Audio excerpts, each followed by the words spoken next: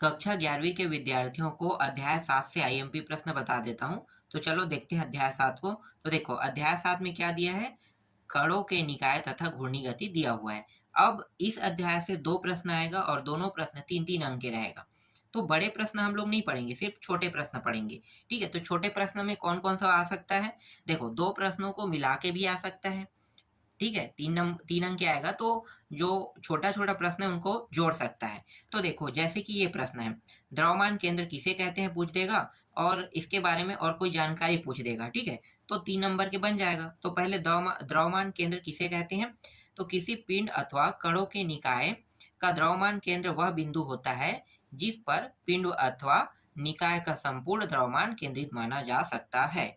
उसे हम क्या कहते हैं, द्रव्यमान केंद्र कहते हैं। इसी तरह से दूसरा प्रश्न देखो, अगर ये प्रश्न इन दोनों के साथ जोड़ दिया जाए तो ये 3 नंबर का बन जाएगा। तो M1 व M2 द्रव्यमान के 2 कणों के मूल बिंदु के सापेक्ष स्थिति सदिश क्रमशः R1 वेक्टर और R2 वेक्टर है। इसके द्रव्यमान केंद्र के स्थिति सदिश का व्यंजक लिखिए। तो RCM ये वेक्टर में है और M1 R1 vector plus M2 R2 vector upon M1 plus M2। तीसरा प्रश्न, क्या द्रव्यमान केंद्र की गति घूर्णन गति हो सकती है, नहीं। चौथा प्रश्न, दृढ़ पिंड किसे कहते हैं, दृढ़ पिंड की घूर्णी गति से क्या अभिप्राय है। उत्तर क्या लिखोगे, दृढ़ पिंड उस पिंड को कहते हैं जिस पर बाह्य बल लगाने पर उसके आकार या आयतन में कोई परिवर्तन नहीं होता है। जब पिंड किसी बिंदु पर या किसी अक्ष के परितः घूमता है तो इसे पिंड की घूर्णी गति कहते हैं। जिस अक्ष के परितः पिंड घूमता है उसे घूर्णी अक्ष कहते हैं। पहिए की गति, घिरनियों की गति, पंखे की ब्लेडों की गति, कब्जे की परितः किवाड़ों की गति, मतलब सबकी गति बताया है। ठीक है, और पृथ्वी अपना चक्कर 24 घंटे में एक बार घूमता है, घूम जाती है, उसकी यह क्या कहलाता है, घूर्णी गति कहलाता है। ठीक है, आगे देखो। इसके बाद कोई बच्चा किसी चिकने क्षैतिज फर्श में एक समान चाल V से किसी लंबी ट्राली के एक सिरे पर बैठा है। यदि बच्चा खड़ा होकर ट्राली पर किसी भी प्रकार से दौड़ने लगता है तब निकाय के द्रव्यमान केंद्र की चाल क्या होगी। तो क्या होगी, तो उत्तर देखो, जब बच्चा ट्राली पर दौड़ता है तो उस पर कोई बाह्य बल में परिवर्तन नहीं होता है, अतः निकाय के द्रव्यमान केंद्र में कोई परिवर्तन नहीं होने के कारण चाल शून्य होगा।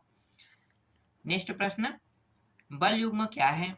उत्तर क्या लिखना है, जब किसी पिंड पर 2 समान परिमाण के बल विपरीत दिशा में इस प्रकार आरोपित किए जाते हैं कि उनकी क्रिया रेखा एक ही ना हो तो बलों की इस युग्म को बल युग्म कहते हैं। बल युग्म हमेशा दृढ़ पिंड पर आरोपित किया जाता है जिससे उसमें घूर्णी गति होती है। नल की टोडी को खोलते समय या बंद करते समय बल युग्म लगाया जाता है। बल आघूर्ण क्या है, इसका मात्रक तथा विमीय सूत्र लिखिए। ये 3 नंबर के प्रश्न के लायक है। ठीक है, इसी तरह से जोड़ के 3 नंबर के प्रश्न एग्जाम में आएगा, इसलिए जो 2 नंबर के प्रश्न है उसको भी पढ़ना ही पड़ेगा। ठीक है, चलो देखते हैं इसका उत्तर क्या होगा। किसी बाह्य बल द्वारा पिंड को किसी अक्ष के परितः घुमाने के प्रभाव को उस बल का बल आघूर्ण कहते हैं। किसी बिंदु अथवा अक्ष के परितः बल आघूर्ण बल के परिणाम तथा उस बिंदु या अक्ष से बल की क्रिया रेखा की लंबवत दूरी के गुणनफल के बराबर होती है। इसका मात्रक न्यूटन मीटर तथा विमीय सूत्र mL/T-2 है। 8वां प्रश्न, पानी की सहायता से नट खोलना आसान होता है, क्यों। पानी की लंबाई अधिक होने से उस पर लगाए गए बल की क्रिया रेखा की घूर्णन अक्ष से लंबवत दूरी बढ़ जाती है, जिससे बल आघूर्ण का मान अधिक हो जाता है तथा नट आसानी से खुल जाता है। कभी कभी लंबाई को और अधिक करने के लिए पानी में पाइप लगाया जाता है। 9वां प्रश्न, आटा पीसने की चक्की में हत्था परिधि के पास लगाया जाता है, क्यों। ऐसा क्यों होता है, तो देखो, चक्की को हत्थे से पकड़कर घुमाया जाता है। हत्थे की परिधि के पास लगे होने से इस पर लगाए गए बल की घूर्णन अक्ष से लंबवत दूरी अधिक हो जाती है, जिससे बल आघूर्ण का मान बढ़ जाने के कारण चक्की को घुमाना आसान हो जाता है। 10वां प्रश्न, जड़त्व आघूर्ण की परिभाषा लिखिए तथा इसका एसआई मात्रक लिखिए। किसी पिंड का एक निश्चित घूर्णन अक्ष के परितः जड़त्व आघूर्ण उसके विभिन्न कणों के द्रव्यमान और घूर्णन अक्ष से उसकी संगत दूरियों के वर्ग के गुणनफलों के योग के बराबर होता है। जड़त्व आघूर्ण I बराबर सिग्मा mr स्क्वायर जड़त्व आघूर्ण का एसआई मात्रक किलोग्राम मीटर स्क्वायर है। किसी पिंड का जड़त्व आघूर्ण किन किन कारकों पर निर्भर करता है? तो एक तो पिंड के कुल द्रव्यमान पर और दूसरा है पिंड के अंदर द्रव्यमान का विवरण पर और तीसरा है घूर्णन अक्ष की स्थिति पर। पहिए में ताने क्यों लगाई जाती है? ठीक है, ताने, ये ताने क्या है मुझे समझ नहीं आया, चलो देखते हैं क्या बोल रहे हैं। पहिए में ताने लगाने से उसका अधिकांश द्रव्यमान उसके सिर पर केंद्रित होता है, जिससे उसका जड़त्व आघूर्ण अधिक होता है। जब जड़त्व आघूर्ण अधिक होने के कारण पहिया एक समान रफ्तार से घूमता है और फलस्वरूप झटके नहीं लगते हैं। अब ये ताने का मतलब मुझे समझ में नहीं आया, हो सकता है जो हम चीपा कहते हैं ना वही होगा ताना।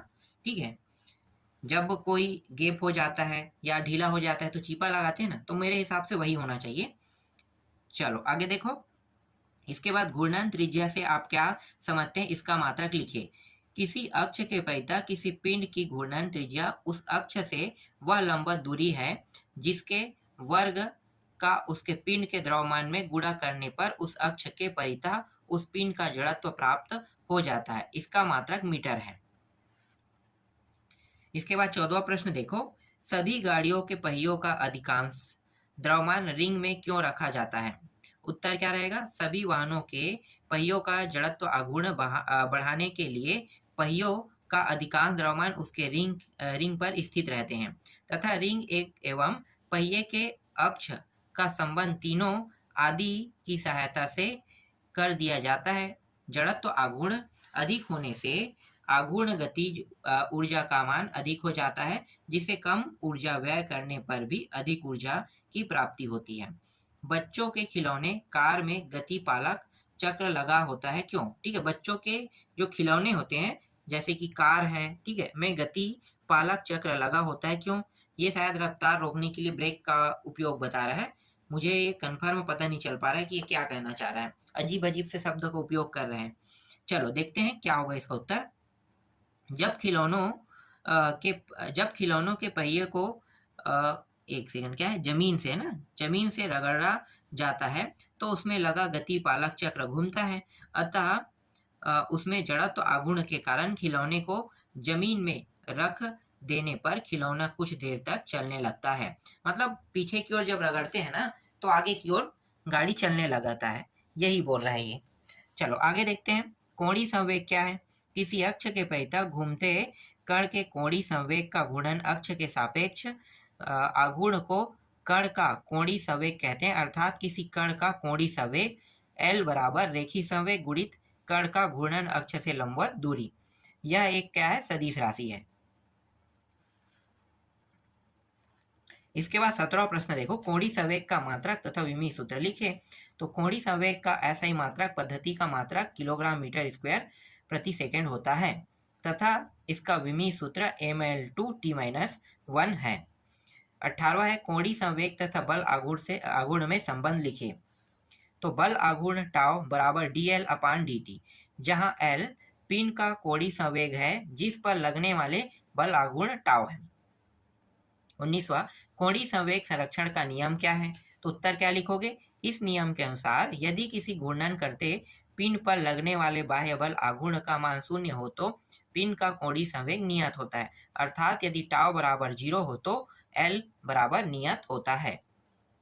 20वां प्रश्न देखो, क्या कारण है कि गोताखोर छलांग लगाते समय अपने शरीर को मोड़ लेता है? जब कोई गोताखोर ऊंचाई से जल से भरे हुए कुंड में कूदता है तो प्रारंभ में उसके हाथ पैर फैलने लगते हैं, ठीक है, फैले रहते हैं और हवा में वह अपने हाथ पैर सिकोड़ लेता है, जिससे घूर्णन अक्ष के सापेक्ष जड़त्व आघूर्ण कम हो जाता है और गोताखोर का कुल कोणीय संवेग L बराबर I ओमेगा संरक्षित रहता है अतः आई का मान कम होने के कारण जो ओमेगा है, जिसे हम क्या कहते हैं, कोणीय संवेग, एक सेकंड, क्या कहते हैं, कोणीय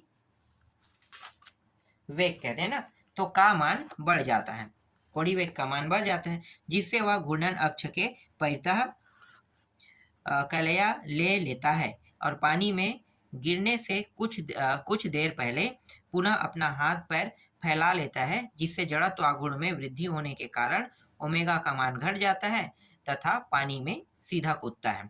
ठीक है, इस तरह से इसका उत्तर हो गया। इसके बाद देखो नेक्स्ट प्रश्न, घूमते हुए मेज पर अपने हाथों में डंबल लिए कोई व्यक्ति अपना हाथ सिकुड़ लेता है तो उसका कोणीय संवेग बढ़ जाता है, क्यों? तो इसका उत्तर देखो यहाँ पे लगा है। ठीक है, चलो आगे देखते हैं। बहुत सारे प्रश्न इसलिए मैं सबको नहीं बता सकता। घूमते मंच पर भारी डंबल लिए हाथ फैलाकर खड़ा हुआ मनुष्य जब अचानक अपने हाथ सिकुड़ लेता है तो क्या होगा? कारण सहित उत्तर दीजिए। तो इसका भी उत्तर लगा हुआ है। ठीक है, इसके बाद देखो नेक्स्ट प्रश्न, छोटी डोरी के सिरे से पत्थर बांधकर घुमाना सरल होता है जबकि लंबी डोरी के सिरे से बांधकर घुमाना कठिन होता है, क्यों? इसका भी उत्तर लगा हुआ है। अब लघु उत्तरीय प्रश्न में आते हैं, ये 3-3 नंबर के ही लायक हैं। देखो, जैसे कि सिद्ध करो कि द्रव्यमान केंद्र के सापेक्ष कण तंत्र के कणों का कुल द्रव्यमान आघूर्ण शून्य होता है। ठीक है, तो जैसे कि यहाँ पे बताया है RCM M1 R1 vector M2 R2 vector, फिर नीचे हम M1 प्लस M2, और इस तरह से गणितीय व्यंजन है ना ये। और इसके बाद यहाँ पे देखो अतः कह के लिखा हुआ है। ठीक है, तो ये वही टॉपिक है और कुछ नहीं है, इस तरह से आपको हल करने हैं। दूसरा प्रश्न देखो, किसी दृढ़ पिंड के जड़त्व आघूर्ण का व्यंजन व्युत्पन्न कीजिए। तो I equal sigma mr square. तो इसको कैसे हल करोगे? तो देखो इस तरह से आपको यहाँ पे कुछ फॉर्मेलिटी निभाना पड़ेगा, इसको याद करना होता है। ठीक है, पढ़ोगे तो समझ में आ जाएगा। और इसके बाद एक चित्र है, ये वाला चित्र। अब इस चित्र के थ्रू ना सॉल्यूशन हुआ है। जैसे कि यहाँ पे देखो, ये रेखा क्या है, ये रेखा XY वाला रेखा है, और यहाँ पे क्या है, एक मान लो कि एक आकृति है, अंदर ही मतलब बाहरी हिस्सा है, अंदर में M1 M2 और M3 इस तरह से है, R1 R2 और R3 भी है। तो क्या करेंगे कि R1 और M1 R2 M2 R3 M3 को इस तरह सेट कर देंगे। तो जब हम पूरा इसके अंदर दर्शाएंगे, सभी मान इसके अंदर है, तो सिग्मा लगा देते हैं। ठीक है, और MR2 इस तरह से लिख दिया जाता है। तो सिग्मा चिन्ह से प्रदर्शित कर दें। सिग्मा चिन्ह कहाँ से आया? सिग्मा चिन्ह बहुत सारे मान को ना एक मान में दर्शाने के लिए उपयोग किया जाता है। इसके बाद देखो तीसरा प्रश्न, जड़त्व और जड़त्व आघूर्ण में अंतर कह रहा है, तो इसका उत्तर देख सकते हो यहाँ पे लगा हुआ है। ठीक है, चौथा में देखते हैं। चौथा में 2 प्रश्न है और ब करके, तो मतलब A और B पॉइंट है। तो इंजन में गतिपालक पहिया क्यों लगाया जाता है, ये है, और इसका उत्तर यहाँ पे लगा हुआ है। और दूसरा प्रश्न देखो, इसी में पहिए में ताने क्यों लगाई जाती है। ठीक है, तो ये पहले से हमने पढ़ लिया है इसको। चलो आगे देखते हैं। फिर 5वां प्रश्न देखो, 5वां का उत्तर यहाँ पे लगा हुआ है। जड़त्व आघूर्ण का भौतिक महत्व समझाइए तथा इसके 2 व्यवहारिक उपयोग लिखिए। तो इसका उत्तर आपको दिखा देता हूँ। ठीक है, ये लगा हुआ है। ठीक है, चलो नेक्स्ट प्रश्न देखते हैं। अब देखो 6वां प्रश्न, ये रहा 6वां प्रश्न। घूर्णन त्रिज्या से आप क्या समझते हैं? समांगी पिंड की घूर्णन त्रिज्या के लिए व्यंजन ज्ञात कीजिए। ठीक है, तो इसका दूसरा नाम ये वाला है, और इसका उत्तर दिखाता हूँ। ये घूर्णन त्रिज्या की परिभाषा आपको कहाँ पे मिलेगा? लघु उत्तरीय प्रश्न में मिलेगा, और इसका जो सॉल्यूशन है यहाँ पे मैं दिखा देता हूँ। ठीक है, ये रहा सिग्मा वाला है वही। अगर सिग्मा को हटाएंगे तो हम इस प्रकार से लिख सकते हैं, और यहाँ पे m है, वर्ग हटाएंगे तो ये k बस बच जाएगा, अंडर रूट बाद में आएगा। ठीक है, अंडर रूट बाद में आएगा, पहले ये वाला बनेगा सिग्मा हटाने पर, फिर m को इस साइड ले जाएंगे तो ये नीचे में आ गया, और फिर k से वर्ग हटाएंगे तो ये प्राप्त होगा। ठीक है, तो ये यहाँ तक समझ में आ गया। इसके बाद इसका जो कुछ हिस्सा है वो यहाँ पे है। ठीक है, आगे देखते हैं 7वां प्रश्न। 7वां प्रश्न देखो, काइनेटिक एनर्जी के लिए बताना है। ठीक है, तो इसका उत्तर मैं दिखा देता हूँ, सॉल्यूशन वाला ये रहा। ठीक, यहाँ पे काइनेटिक एनर्जी वाला सूत्र है ना, तो सूत्र आपको यूज करना है, सूत्र यूज करोगे तभी ये सॉल्व हो पाएगा। तो इसका जो आधा हिस्सा है वो यहाँ पे है। 8वां प्रश्न में अब आते हैं, ये 8वां प्रश्न है। ठीक है, घूर्णी गति वाला 8वां प्रश्न देखो, संवेग बराबर जड़त्व आघूर्ण गुणित कोणीय वेग दिया हुआ है। तो इसका सॉल्यूशन दिखाता हूँ, ये रहा इसका सॉल्यूशन। ठीक है, यहाँ से यहाँ तक और इसका आधा सॉल्यूशन है यहाँ पे। फिर 9वां देखो, कोणीय संवेग से आप क्या समझ सकते हैं, तो इसकी परिभाषा पहले लिखना है, फिर घूर्णन गति ऊर्जा के लिए संबंध स्थापित करना है, मतलब गणितीय व्याख्या भी करना है। तो यहाँ पे देखो ये इसकी परिभाषा है, ठीक है। अब मैं आपको व्यंजन दिखाता हूँ, ठीक है, मतलब संबंध बताते हैं। तो देखो ये रहा, यहाँ से यहाँ तक के काइनेटिक एनर्जी वाला यूज करना है। ये यहाँ पे आई ओमेगा सी से दर्शा दिया गया, ओमेगा को इस प्रकार से लिख सकते हैं, और आई ओमेगा को जे इस तरह से जे दिया हुआ ना, तो जे बना लेना है आपको, आई ओमेगा को जे के रूप में लिख सकते हो। तो इस तरह से उत्तर आ जाएगा। फिर यहाँ पे कोणीय संवेग का भौतिक महत्व क्या है, तो यहाँ पे देखो इसका उत्तर लगा हुआ है।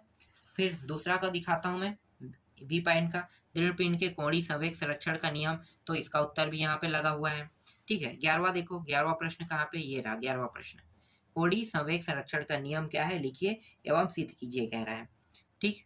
और इसका जो कुछ हिस्सा है वो यहाँ पे है, ठीक है, यहाँ तक के। चलो आगे देखते हैं। इसके बाद 12वां प्रश्न देखो, ये रहा 12वां प्रश्न। 12वां प्रश्न में टाउ इक्वल डी एल अपान डी टी, मतलब समाकलन अवकलन वाला विधि उपयोग होगा यहाँ पे। तो अवकलन विधि से हल करेंगे, जैसे कि यहाँ पे देखो आई एल्फा, ठीक है, आई एल्फा, तो एल्फा का मान इतना है, एल्फा के मान को यहाँ पे रख देंगे तो ये मान प्राप्त होगा, समीकरण दूसरा निकल जाएगा। अब क्या करेंगे, अब हम पिंड के परितः ना कोणीय संवेग के लिए हल करेंगे, एल बराबर आई ओमेगा यूज करेंगे।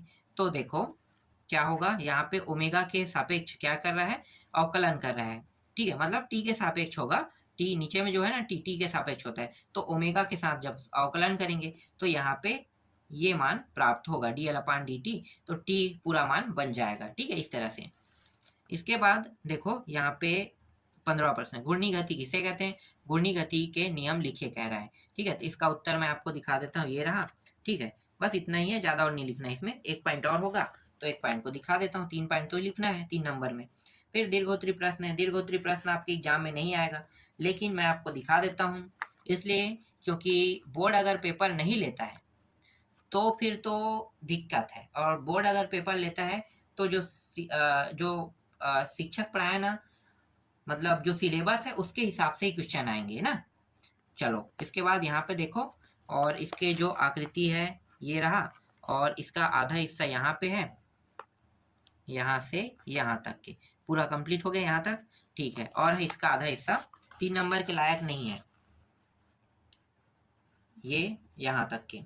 फिर आगे दिखाता हूँ, ये देखो, ठीक है, यहाँ से यहाँ तक जहाँ आई पिंड के जड़त्व गुण, ठीक है। इसके बाद ये वाला हिस्सा देखो, ये वाला हिस्सा, ठीक है। फिर ये चित्र और इसका आधा हिस्सा यहाँ पे है, और ये रहा एक हिस्सा और सिद्ध कीजिए कह के दिखाता हूँ यहाँ तक के, ठीक है। तो ये कंप्लीट हो गया यहाँ तक। अब तीसरा प्रश्न देखो, यहाँ पे तीसरा प्रश्न है, इसका भी उत्तर मैं आपको दिखा देता हूँ।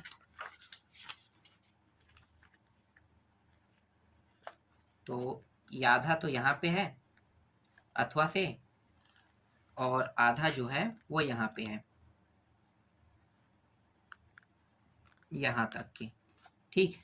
अब चौथा प्रश्न देखो, चौथा का भी उत्तर यहाँ पे लगा हुआ है, चौथा का उत्तर मैं दिखाता हूँ, और यही अंतिम प्रश्न है यहाँ तक, और द्वितीय समीकरण से लेना है, यहाँ पे द्वितीय समीकरण की स्थापना कर रहा है, ठीक है, इसका उत्तर देख लिए। अब तृतीय समीकरण का दिखाता हूँ, ये तृतीय समीकरण है, तो ये अंतिम प्रश्न था, ठीक है। तो इस तरह से ये प्रश्न भी कंप्लीट हो गया, और मतलब ये अध्याय भी कंप्लीट हो गया। इसके बाद मैं आपको नेक्स्ट अध्याय को बताऊंगा।